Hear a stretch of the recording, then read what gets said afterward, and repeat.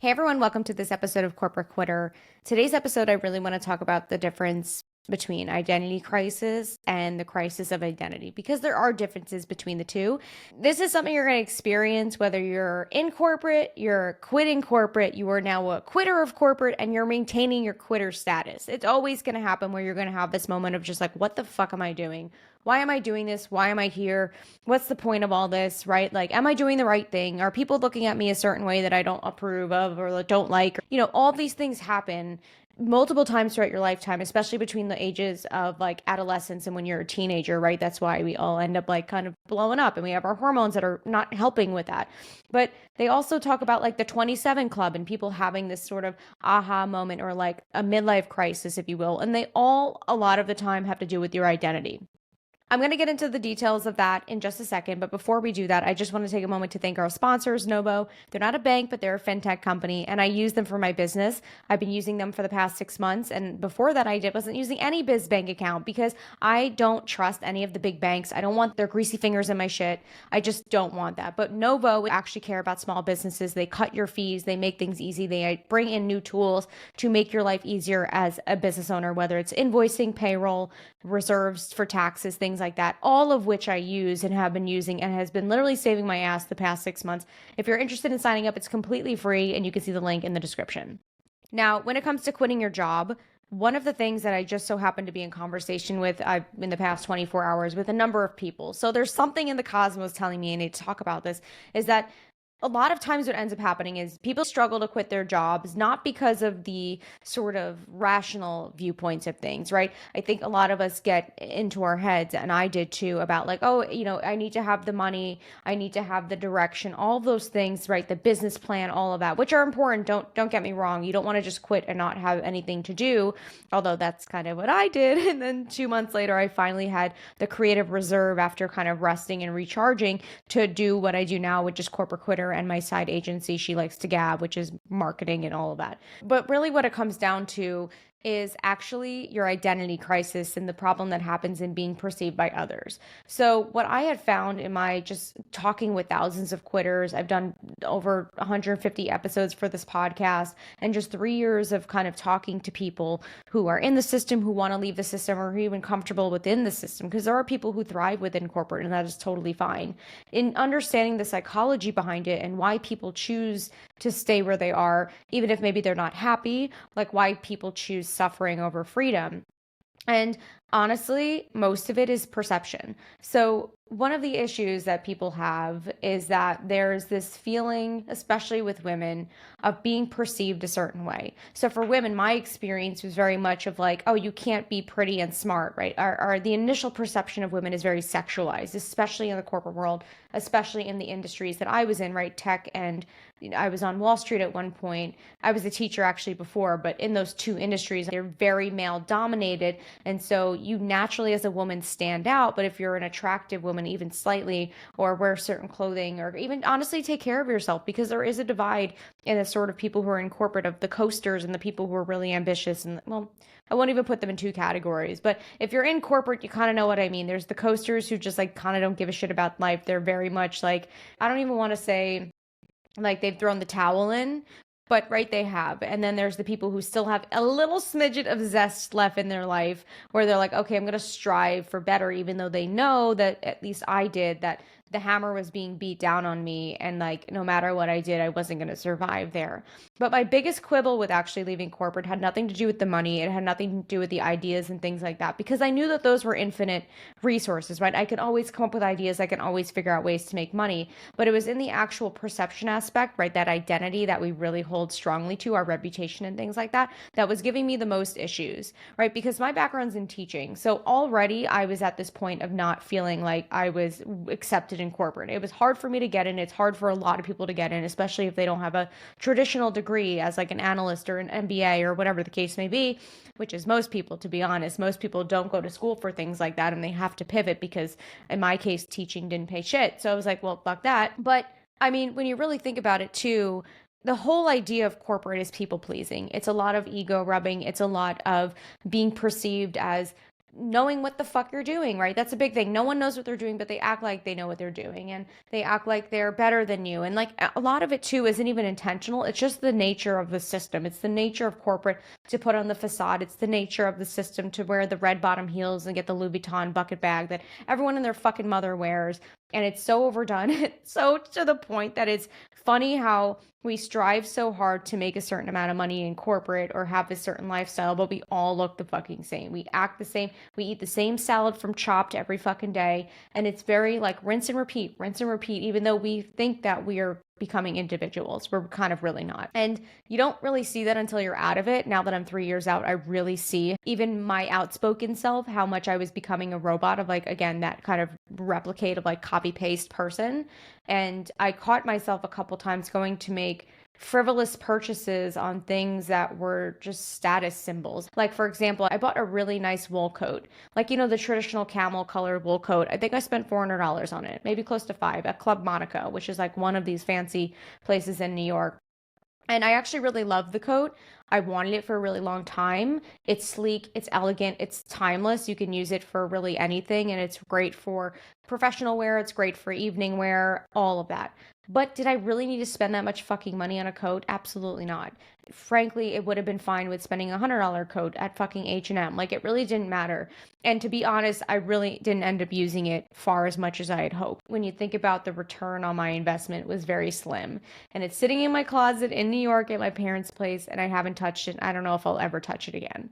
And like, that to me is sad because, well, number one, I hate wasting money, but also like, in that moment I bought it, had it past the return date, and then I realized, oh, I bought this because it looks good, not because it's actually like usable, right? It didn't actually function in the way that I wanted to. And that happens a lot in corporate. But I don't want to go too far down that rabbit hole. But going back to, again, this identity, this perception, right? Coming as a teacher, my parents were ecstatic that I got a corporate job. They were so excited that I finally like reached the mecca of being on Wall Street, which again, in asset management, I have no business being there, but somehow that happened.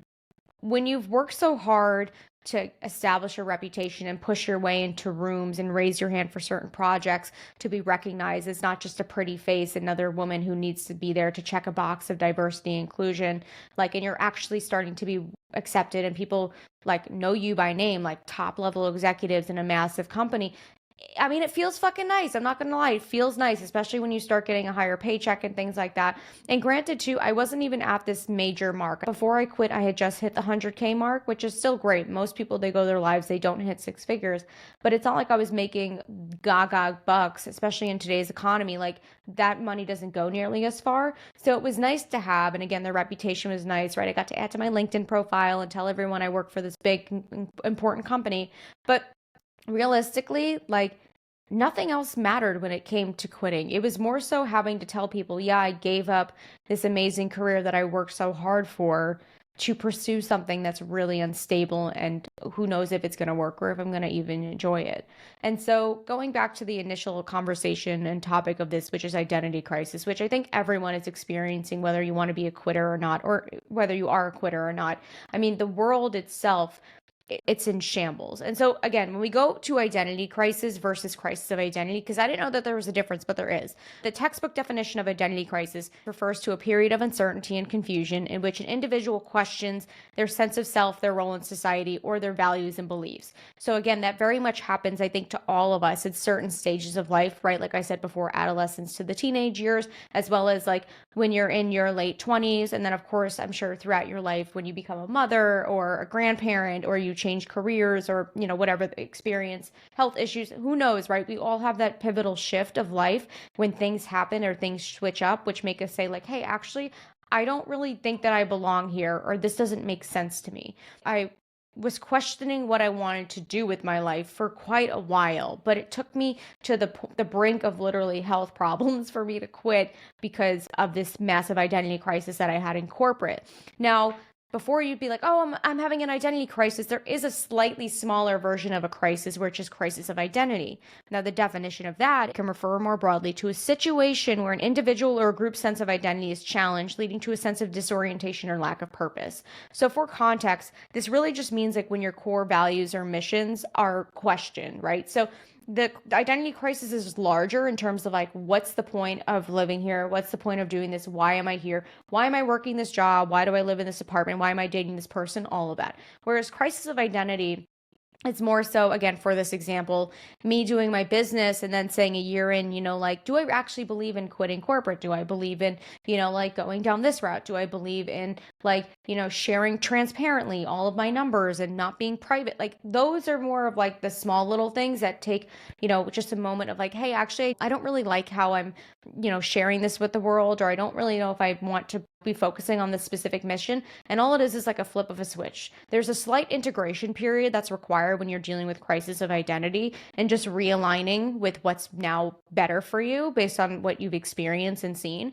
But identity crisis is a lot heftier, and there's a significant period of, right, you have to go through this route of like actually figuring out that you're having an identity crisis, going through exploration of different values and beliefs and things like that. And that can be multiple things. It could be job hopping, career hopping. Even at one point, I've done religion and spirituality hopping. So I explored Buddhism, then Christianity. I came from Catholicism. Now I don't follow religion. I'm more spiritual. So like there are multiple different ways in which you can have an identity crisis that encompasses your entire life, or it can encompass just one area of your life. Whereas crisis of identity is really down to the actual like values or mission or just something within your beliefs that are questioned, but not so fully integrated into your whole life. Like it's not your entire life that's questioned. It's a small little part of like, do I actually want to be friends with this person? Do we have the same values? Are we connecting on the same level? Is this person good for me? Is this job good for me? Right? Those are small crises of identity, so to speak. So I'm wondering, are you feeling this way?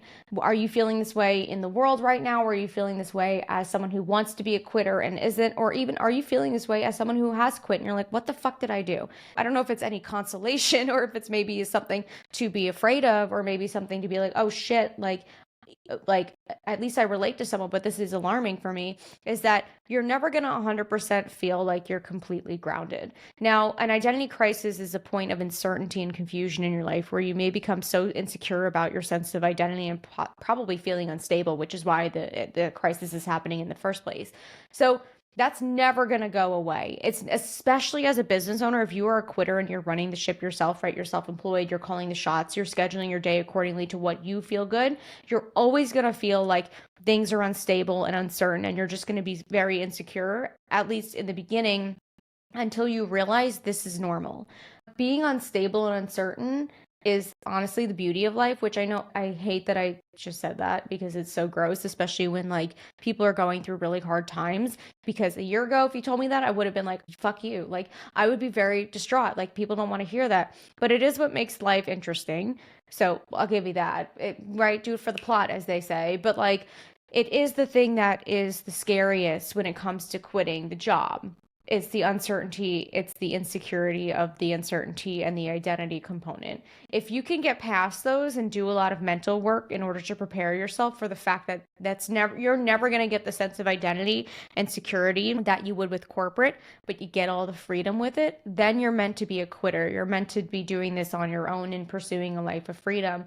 But if it's still something that's rocking you to your core of like, I need someone to validate me, I need to feel like I show up somewhere and have security. And I'm not talking about financial security, because at this point I've replaced my corporate salary, right? I've established security in many ways, but I never know when things are going to change. And that to people is scary. Now, change doesn't necessarily mean a bad thing. Change can be an amazing thing. Change can be, oh, I have a $10,000 opportunity that just landed in my lap. That's an amazing fucking change. And the other thing is like, oh, a client that I've been working with for a year decided to offboard. There's, I've lost a good couple $1,000s per month. I need to replace that. That can be scary. And there's plenty of other things that are both exciting and scary that have looped into my life over and over again, related to media segments and setbacks and moves across countries and breakups and things like that. But that's never avoided. You can never avoid that, even if you're in corporate. So my question really here to ask you to ponder is like, are you willing to go through the identity crisis and these points of crisis of identity, right? These smaller moments of wondering what you're doing and your values and missions, are they aligned? Are you in alignment with what you want to do and who you actually are in the core of your being for, I don't want to say the rest of your life, but a good period of your life, if you decide you don't want to be in corporate for forever, you just want to have freedom, them?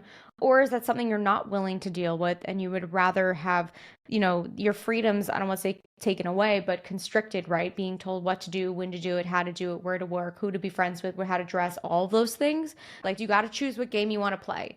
But I bring this up because it was super interesting for me. I think regardless of anyone wanting to be a quitter or not, there are so many layers in our current reality, economically, globally, right? We've got war going on. We've got just things are so bad in the world that everyone, whether you're a mom, a daughter, a sister, a worker, a spouse, like all of us are experiencing an identity crisis simultaneously, especially the women in the world because of the way that things are changing. But everyone is experiencing an identity crisis to some extent. And so, first of all, I want to say it's normal. So rest at ease. But the other thing too is, if you want to get over this identity crisis, what are you doing to aid you in kind of going through this process? When I go through sort of identity crises, which seem very often but I guess I would say I have a lot of crises between identity crisis and crisis of identity, these two things. Like, there really is no secret sauce. There is no magic wand. There is no secret tool in order to help you to actually get through it. And what works for me isn't going to work for you. And also, there'll be seasons of life where certain things work that don't for others. So I think it was 2 years ago, 2022, when I was having an identity crisis. What worked for me was painting. But now what works for me is a lot different. So it's more like it's going on long walks, it's going to the gym, it's socializing actually as a way to help me have conversations with people to open up more of who I am and understanding what new values and beliefs that I have. But you'll have to do some diving into different ways in which you can express yourself to find out what really matters to you in this point in life.